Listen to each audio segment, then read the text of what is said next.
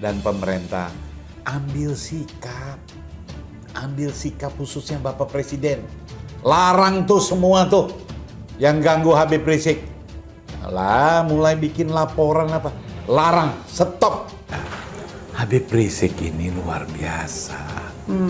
Jarang ada orang yang mempunyai pengikut yang begitu antusias gitu.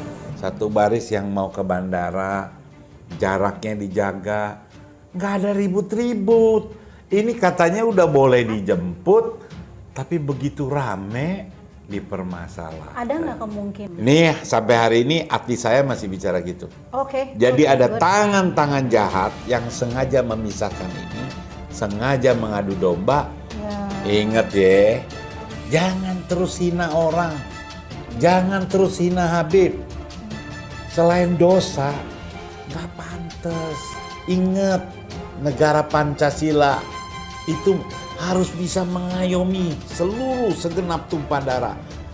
Nggak marah kalau dibilang kafir. Nggak marah, kenapa marah? Kafir itu adalah terminologi orang di luar Terminologi Islam. orang di luar namanya Islam disebut kafir. Nggak. Memang kafir nggak apa-apa. Nah namanya. yang penting, marilah bersama seluruh kekuatan bangsa ini kita himpun. HRS ditahan. Warga non-muslim pasang badan. Pilkada 79.000 reaktif COVID. Harusnya Jokowi dijebloskan penjara. Dan saya kira ya memang saya sadar juga banyak provokasi, banyak fitnah terhadap FPI maupun terhadap Habib Rizik.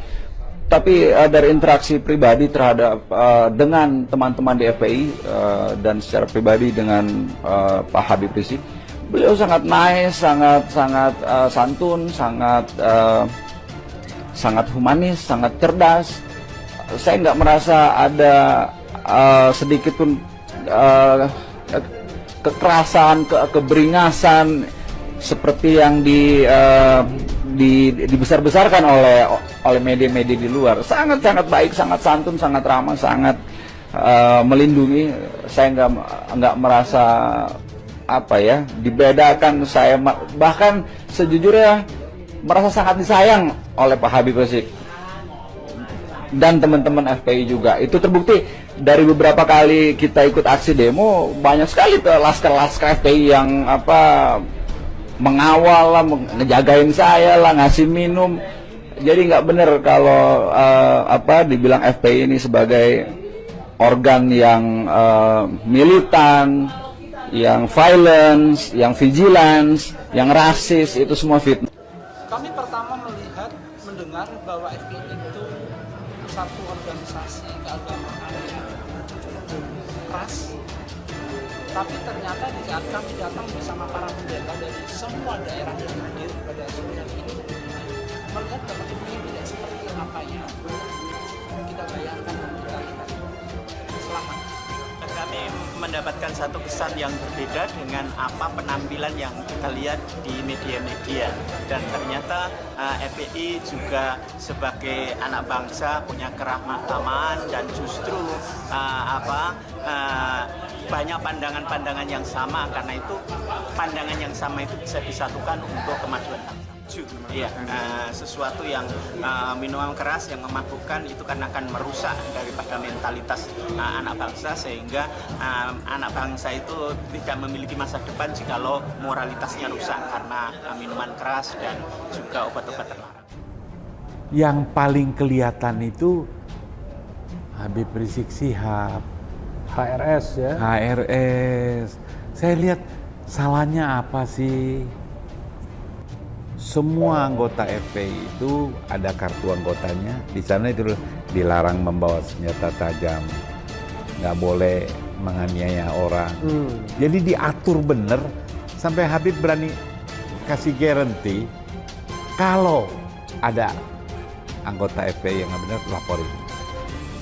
Bahkan 98 juga ada yang bilang, waduh dulu kalau nggak ada FPI sih kita punya gudang-gudang itu banyak preman-preman yang ya malakin ya, tapi FPI justru yang belain. Oh waktu lagi kerusuhan 98. Oke. Jadi saya tahu bener pikiran beliau itu bukan mau jadi pejabat, tapi beliau mau mengkoreksi arah jalan yang salah. Kita mesti dukung dong. Dan saya nggak takut kalau Islam berpuasa. Saya nggak ada takutnya. Ya. Karena menurut saya Ya. orang Islam tuh baik. Baik. Kita hidupnya enak. Nggak akan diganggu. Karena selama saya aktif, saya nggak pernah diganggu. Malah terang-terangan aja. Yang ganggu siapa?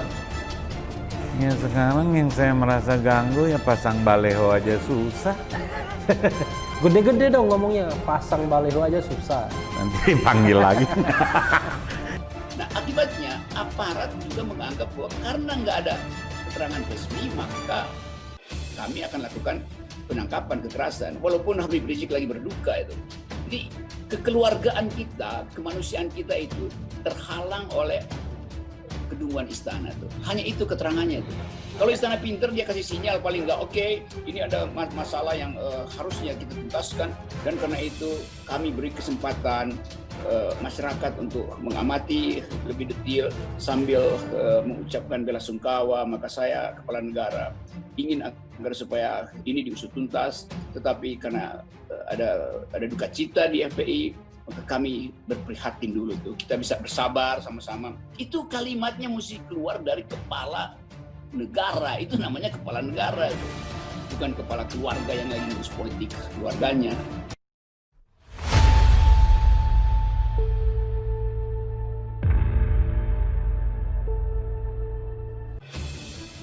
Muhammad Hasibuan mengunggah postingan di akun Twitternya. HRS menghendaki kerumunan di acara nikahan putrinya. Akibatnya, bayar denda 50 juta rupiah sampai beliau saat ini di penjara. Lah, Jokowi, dia menghendaki pilkada tuh akibatnya yang reaktif 79.000 orang. Dan yang mati juga ada terkait pilkada.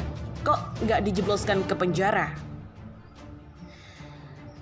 Sejumlah calon dan kepala daerah meninggal akibat COVID-19 di hari pelaksanaan pilkada.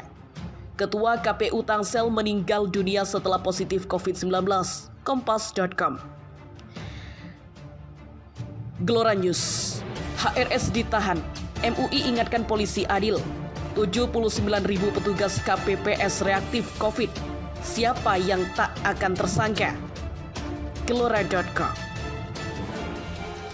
Komentar dari warganet. Ini cara Allah menunjukkan wajah rezim ini. Tetap sabar, ada skenario Allah yang maha dahsyat buat negara ini, ujar Kushi. Amin ya robbal alamin, ujar Muhammad Hasibuan. Bagi Bani Cebong adalah kepuasan, ujar titik nol. HRS ditahan, non-muslim ini pertanyakan kerumunan acara Habib Lutfi bin Yahya. Aktivis buruh Iyut ikut mengaku kagum dengan keterangan Habib Rizik Syihab setelah resmi ditahan pada Ahad 13 Desember. Seperti diketahui, petinggi Front Pembela Islam FPI itu resmi ditahan di Rutan Direktorat Reses Narkoba Polda Metro Jaya setelah menjalani pemeriksaan kurang lebih 12 jam. HRS keluar dari ruang penyidik mengenakan baju tahanan oranye dengan tangan diikat pada Ahad ini. Sekitar pukul 00.23 WIB kepada awak media. HRS sempat acungkan jempol. Habib Rizik ditahan selama 20 hari ke depan, terhitung sejak 12 Desember hingga 31 Desember mendatang. Luar biasa Habib Rizik Syihab. Tangannya yang diikat diangkat ke udara setinggi-tingginya. Mengagumkan memang HRS ini. Tulis Iyut di akun Twitternya, @kafirradikalis. Iyut yang merupakan non-muslim ini kemudian menyinggung kerumunan yang dibuat oleh Habib Lutfi bin Yahya. Dia meminta aparat perlakuan adil dalam penegakan hukum. Kini tinggal menunggu Habib Lutfi bin Yahya ditangkap karena terbukti berkali-kali bikin kerumunan saat pandemik. Ulama di Banten tempo hari juga, tulis Iyut. Iyut juga mengunggah video acara sholawat yang digelar Habib Lutfi pada 15 Oktober 2020 lalu. Ini kerumunan Habib Lutfi, jelas banget, berjubel tanpa masker. Tanggal 15 Oktober 2020. Adakah diusut atau bahkan HLY diperiksa? Tulis dia. Ada juga kegiatan lain yang disoroti, yakni acara haul yang dilakukan di Pondok Pesantren Abu Ya'uci di Tangerang. Pak Ed Jokowi yang terhormat, saya kafir, mau bertanya serius pada Anda. Ada bukti video telak Habib Lutfi, Watim-Pres, Anda mengadakan pengajian yang kerumunan massanya luar biasa. Kok tidak ditindak? HRS jadi tersangka. Kenapa Habib Lutfi nggak jadi tersangka juga? Tulis Iyut. Sementara, tokoh Nahdlatul Ulama Ahmad Sahal punya pandangan. Dan mengapa polisi tidak memproses kerumunan yang terjadi di kediaman Habib Lutfi di Pekalongan, Jawa Tengah? Sahal menyebut perbedaannya adalah karena Habib Lutfi tidak pernah menghasut apalagi melawan petugas. Ya jelas beda, Habib Lutfi nggak pernah menghasut dan melawan petugas, tulis Ahmad Sahal menanggapi cuitan dari Iyut. Di cuitan lainnya, Sahal mengaku lebih setuju apabila Habib Rizik dipidanakan dengan pasal lain, bukan terkait kerumunan. Saya sebenarnya lebih suka kalau Rizik jadi tersangka karena menebar ancaman penggal kepala. Barbar banget, tulisnya. HRS keluar dari ruang penyidik mengenakan baju tahanan oranye dengan tangan diikat pada Ahad dini hari sekitar pukul 00.23 WIB. Setidaknya, dia menjalani pemeriksaan selama 12 jam. Pasal yang disangkakan polisi ke Habib Rizik adalah pasal 160 KUHP dan 12 Kitab Undang-Undang Hukum Pidana KUHP tentang penghasutan dan kekerasan di depan umum dengan ancaman hukuman maksimal 6 tahun penjara. HRS ditahan. MUI ingatkan polisi adil. 79.000 petugas KPPS reaktif COVID. Siapa yang akan tersangka? Wakil Ketua Umum Majelis Ulama Indonesia MUI, Anwar Abbas mewanti-wanti polisi untuk berbuat adil dan mempidanakan pimpinan Front Pembela Islam FPI, Muhammad Rizik Shihab. Ia mempertanyakan apakah pihak yang menimbulkan kerumunan yang banyak terjadi saat serangkaian gelaran Pilkada 2020 juga sudah dipidanakan. Pertanyaan saya, kalau Habib Rizik Shihab diinterogasi dan ditahan karena ditindak itu, karena apakah orang lain juga melakukan hal yang sama juga, sudah diinterogasi dan ditahan? Kalau sudah berarti pihak kepolisian sudah menegakkan hukum dan keadilan dengan sebaik-baiknya, kata Anwar Abbas dalam keterangan tertulis Minggu 13 Desember 2020. Namun jika sebaliknya, menurut Ketua PP Muhammadiyah itu aparat kepolisian belum menegakkan hukum seadil-adilnya. Kalau belum, maka berarti pihak kepolisian belum lagi menegakkan hukum dengan sebaik-baiknya dan seadil-adilnya, ucap dia. Anwar Abbas berujar, jika itu yang terjadi maka hal tersebut bakal mengganggu kehidupan berbangsa dan bernegara di negeri ini, baik untuk saat ini maupun perkembangan di depan. Ia juga menambahkan, jika mau adil sebaiknya, aparat mempunyai data jumlah korban COVID-19 imbas kerumunan yang menimbulkan Rizik Shihab. Kerumunan data ini dibandingkan dengan jumlah korban yang timbul atas kerumunan yang terjadi karena pilkada. Lantas siapa yang bakal mempertanggungjawabkan korban COVID-19 imbas pilkada lalu? Khusus tentang pilkada, masyarakat sudah banyak mengingatkan pemerintah supaya menunda pilkada, tapi pemerintah tetap melaksanakannya. Sehingga kerumunan-kerumunan sewaktu-waktu, kampanye dan sewaktu pencoblosan banyak terjadi, ujarnya. Pertanyaannya, siapa yang akan dijadikan tersangka dalam hal ini oleh pihak kepolisian? Apakah mereka bisa terbebas dari tuntutan hukum? Sambung dia mempertanyakan. Menurut Anwar Abbas, jika mau adil, apa yang dilakukan kerumunan massa saat pilkada dan dilakukan oleh Rizik Shihab nyaris sama. Keduanya sama-sama memiliki korban COVID-19 imbas kerumunan tersebut. Oleh karena itu, akal sehat kita tentu saja akan bertanya, berapa jumlah korban yang jatuh sakit atau meninggal gara-gara kerumunan yang dilakukan oleh Habib Rizik dan oleh acara-acara yang lain serta oleh pilkada. Tapi dalam konteks pilkada, dari beberapa media saya tahu bahwa jumlah petugas KPPS yang sudah terbukti reaktif COVID-19 adalah 79.000 orang. Dan yang meninggal juga cukup banyak, papar dia. Sebagai negara hukum, kata Anwar Abbas, pelaku pemicu kerumunan dalam pilkada juga mesti diadili layaknya imam besar FPI itu. Jika hal ini sudah dilakukan, aparat sudah layak untuk disebut profesional. Namun jika sebaliknya, maka ia menganggap akan timbul masalah di kemudian hari. Tapi kalau mereka tidak bisa melakukan hal tersebut dengan baik dan seadil-adilnya, maka yang akan terjadi adalah bencana dan malapetaka. Yaitu jelas sama-sama tidak kita inginkan, tandasnya. Berikut komentar dari warganet. Jokowi, dia yang menghendaki pilkada, ujar Muhammad Hasibuan. Jokowi, apa respon lu? Ujar Talker Boy. Mendagri harus bertanggung jawab tersangka terjangkitnya KPPS, ujar Lim Naimah. Mendagri sesama alumni, sepertinya sulit menjangkau senior, ujar Kiki. Keadilan sudah jadi barang mewah di negeri ini. Kalau ulama saja sudah diperlakukan seperti itu, bagaimana kami dengan rakyat jelata? Ujar Al-Fatihah. Melihat sikon saat ini berarti benar nasihat seorang pas pampres yang pernah berkata ke gue, jika tragedi tahun 65 terulang kembali, cepat atau lambat jaga diri, jaga anak, orang tua, dan keluarga baik-baik. Bersatulah dalam satu komando ulama dan jangan terpecah dan terbelah, ujar Zopo. Sama, saya juga melihat seperti itu, ujar Ahmad. Semoga Kiai diberikan kesehatan dengan akal sehat dan bermanfaat, ujar Perantau. Kalau urusan melanggengkan kekuasaan, tak ada yang melanggar hukum. Begitu kira-kira anggapan umum, ujar Erdala.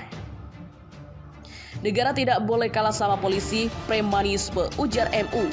Saya kira ini bukan premanisme, mereka disiplin menjalankan pemerintah Mukidi, ujar Lukman. Ya, ini harus diusut. Ya, diusut juga siapa yang mau dipecat, di mana, dipidana karena sudah dibikin kloset baru, ujar Dwi Harjoko. Yuk Pak Isiluk, tegakkan hukum seadil-adilnya. Berani kagak, ujar Cepi.